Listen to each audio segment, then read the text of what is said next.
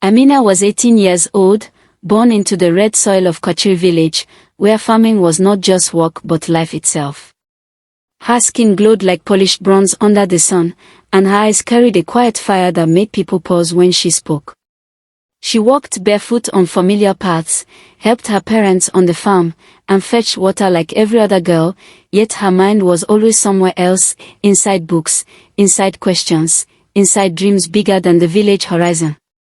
Her parents, Musa and Halima, were simple farmers who measured wealth by harvest and peace by full barns. Musa was strong, silent, and deeply proud of his land, while Halima carried wisdom in her soft voice and patience in her hands. They loved Amina fiercely, but love did not stop hunger or pay school fees, and so Amina learned early that dreaming was dangerous when money was scarce. From the day Amina learned to read, she read everything she could touch: old school papers, seed labels, torn textbooks from children who had moved away. She studied under trees, on rocks, and beside the farm ridges, her lips moving softly as she taught herself lessons meant for classrooms she had never seen. Knowledge became her escape, her strength, and her secret rebellion against a future that seemed already written. Musa noticed her brilliance but feared its cost, for education had taken many young people away from the land, never to return.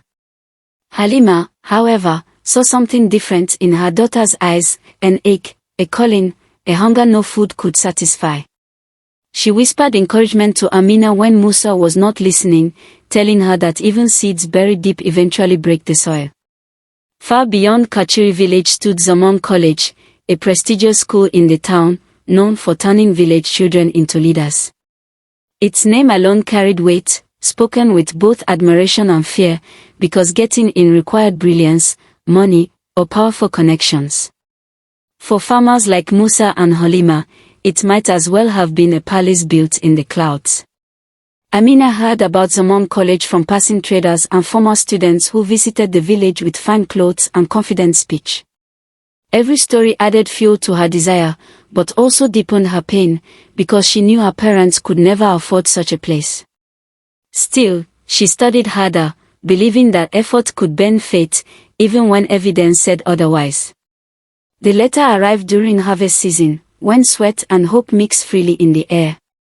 It came through a town messenger who barely glanced at Amina as he handed it over, unaware that he was delivering destiny. Her hands shook as she read the words that confirmed what she hardly dared believe: Zaman College was offering her a full scholarship. Musa stared at the letter in silence, his face unreadable, while Halima pressed her hands to her chest, tears filling her eyes. Joy battled fear in their hearts, because opportunity often demanded sacrifice.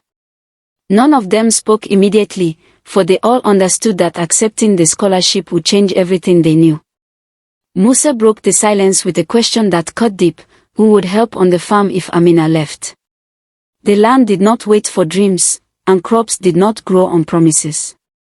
He feared losing his daughter to a world that did not respect village values, a world that often forgot its roots once success arrived. Amina listened quietly, her heart heavy but steady, and then she spoke with honesty and respect. She told her father that education would not erase her love for the land but would give her tools to protect it. Halima watched the exchange closely, knowing that this moment would define not just Amina's future, but the family's legacy. When the decision was finally made, there was no celebration, only quiet preparation. Amina packed few clothes, her books, and a small bag of dried grain her mother insisted she carry. Musa walked her to the edge of the village, his steps slow, his thoughts heavy, but his heart proud despite his fear. As Amina stepped onto the road leading to town, she felt excitement twist with guilt. She promised herself she would return stronger, wiser, and useful to her people. The red dust clung to her feet, as if the village itself was reluctant to let her go. Zaman College was larger than Amina imagined, filled with buildings that seemed to challenge the sky. Students moved with confidence, speaking fast, dressed neatly, carrying themselves like they belonged. For the first time in her life, Amina felt small, unsure if brilliance alone could protect her here. Yet once lessons began, her fear slowly gave way to focus. Numbers, science, and words danced easily in her mind, and soon teachers noticed her sharp thinking. Still, admiration often invites jealousy, and Amina sensed unseen pressure, as if someone was waiting for her to fail. One afternoon, Amina was called to the administration office and handed a document she had never seen before. Buried within polite words was a condition: her scholarship would be reviewed every term, and one failure could mean removal. The pressure hit her like a storm, heavier than farm labor, sharper than hunger. She realized then that the scholarship was not a gift but a test. Every exam became a battle, every mistake a threat, and every success a reminder that she stood on fragile ground. Yet she refused to complain, knowing that many would gladly take her place. As studies intensified, Amina grew tired, but she never allowed herself to slow down. She studied during breaks, asked questions without fear, and refused shortcuts that others relied on. Still, rumors spread that a village girl could not truly belong in such a place. Letters from home reminded her why she must endure. Musa wrote rarely but always asked about her health and studies, while Halima's letters overflowed with prayers and encouragement.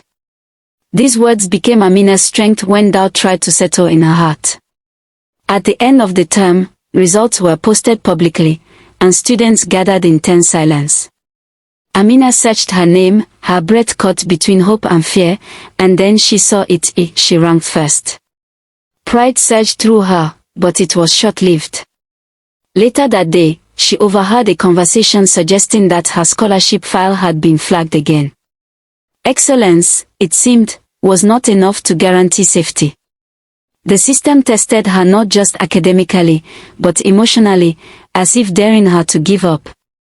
Back in Kachuri village, Musa struggled alone on the farm, his body aching more than before. Though he never said it, he missed Amina's presence deeply. He wondered if education was stealing his daughter, even as it elevated her. Halima reminded him gently that strength sometimes grows far from home. She believed Amina's journey would return blessings they could not yet see. Musa listened, torn between pride and fear, knowing that fathers often sacrifice quietly. The final examination came during the planting season, when Musa needed help the most. Amina felt pulled between duty and destiny, her heart divided by distance. Failure was not an option, yet success seemed almost too heavy to carry. She walked into the exam hall calm but determined, answering questions with clarity born from hardship. Every word she wrote carried the weight of her parents' labor, the village dust, and her own unbroken resolve. After the exam, Amina was summoned again, this time told that her scholarship was under investigation.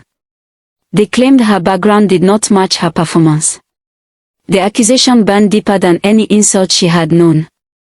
Refusing to beg, Amina requested a chance to prove herself openly. Her courage surprised the administrators, forcing them to confront their own bias. The truth, once exposed, could no longer be ignored. An independent review confirmed what Amina had always known: her excellence was earned, not borrowed. The scholarship was upgraded, her place secured without conditions. What began as doubt ended as respect.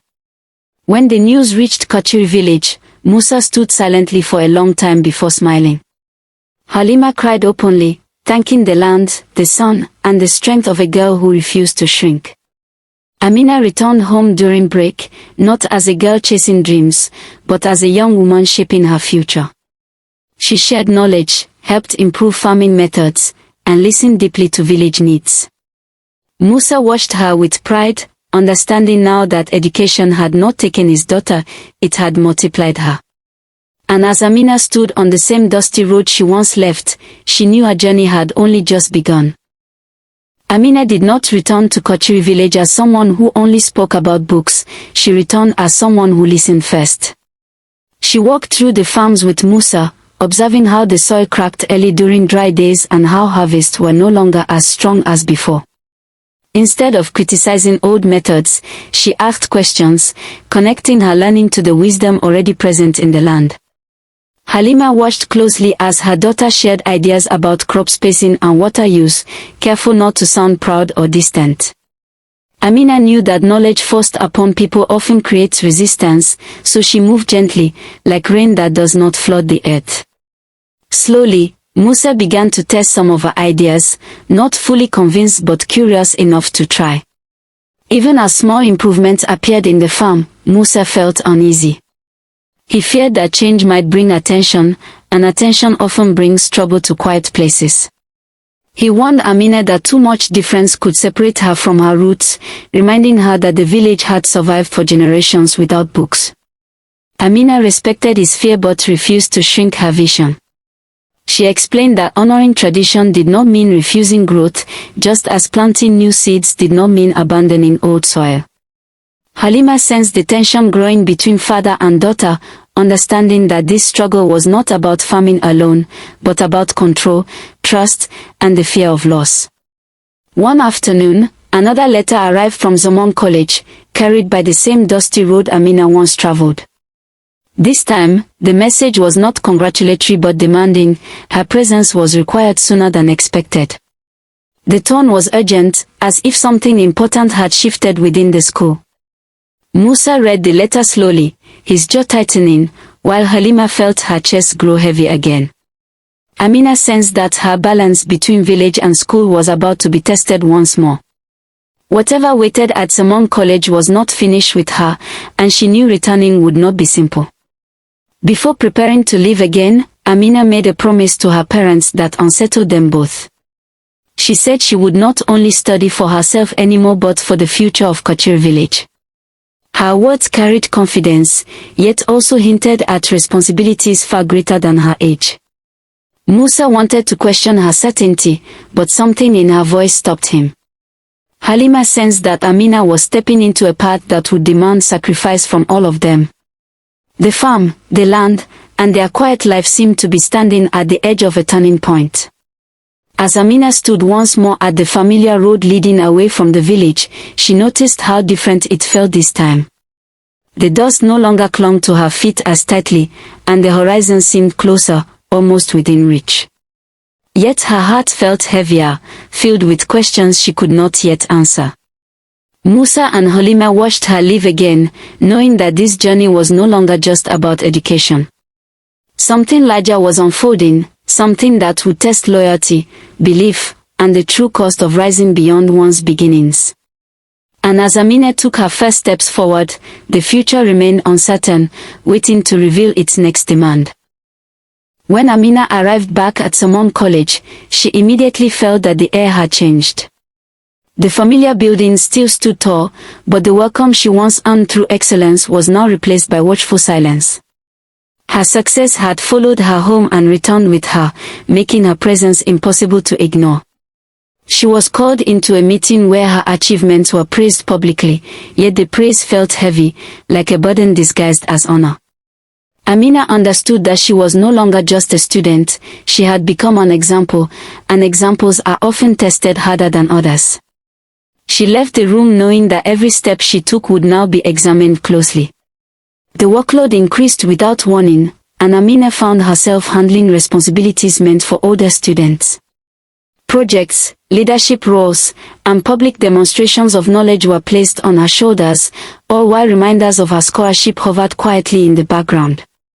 Excellence was no longer enough, perfection was expected.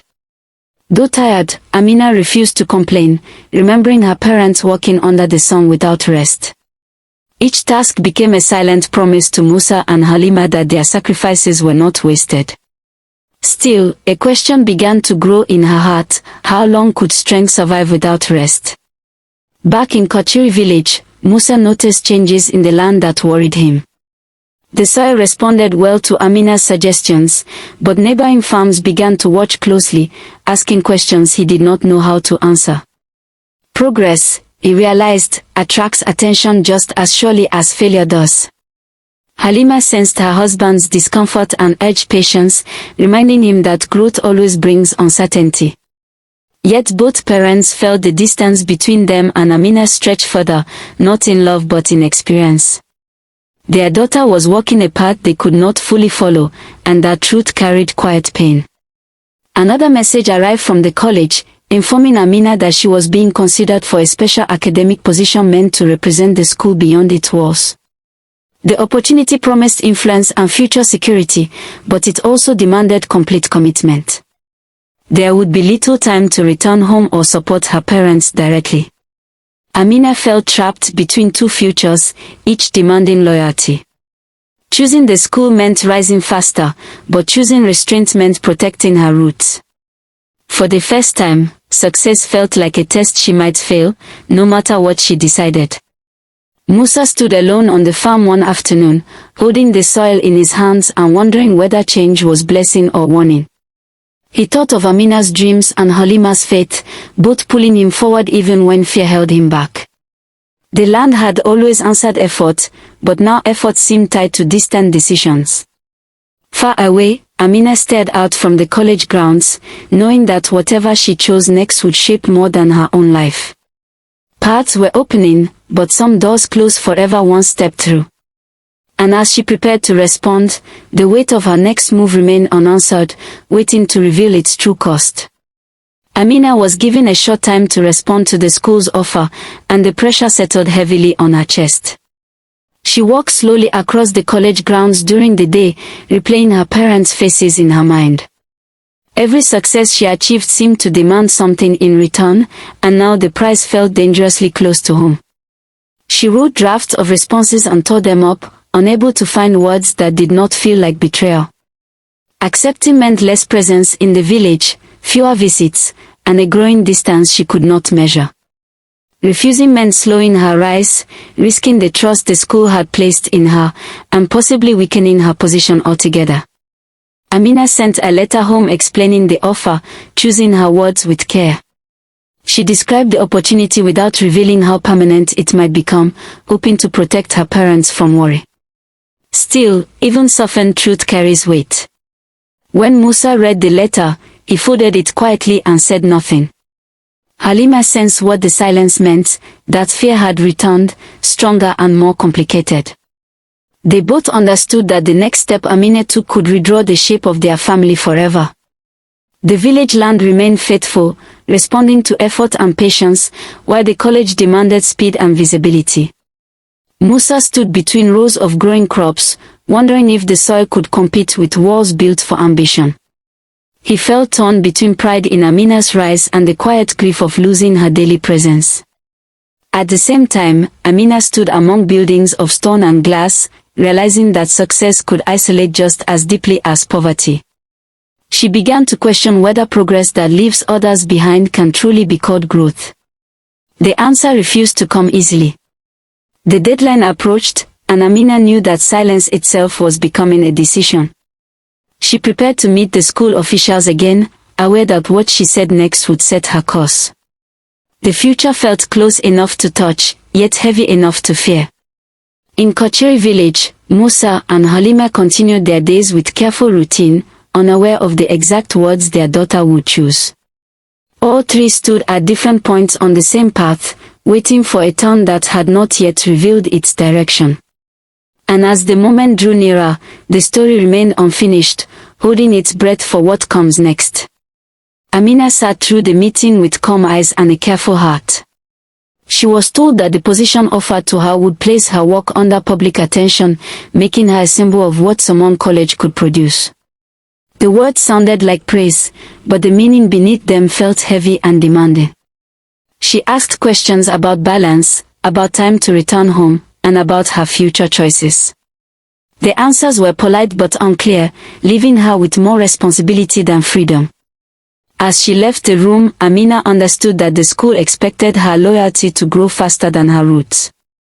Amina wrote another letter to her parents and folded it carefully.